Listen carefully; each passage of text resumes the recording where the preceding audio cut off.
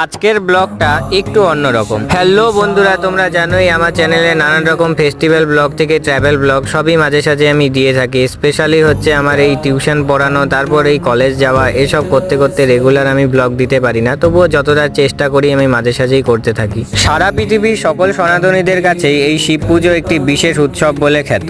সকলেই মেতে ওঠেন দেবাদিদেব মহাদেবের পুজো করে তার আশীর্বাদ লাভ করার জন্য। আমার জীবনটা ধীরে ধীরে এতই অবনতি ঘটছে যে বলার মতোই না। যখনই আমি যা চাই ঠিক তার বিপরীত জিনিসটাই ঘটে যায়। যেটা আমি চাই না যে এটা না হলেই বোধহয় ভালো হয়, ঠিক সেই সময় সেই জিনিসটাই ঘটে যায়।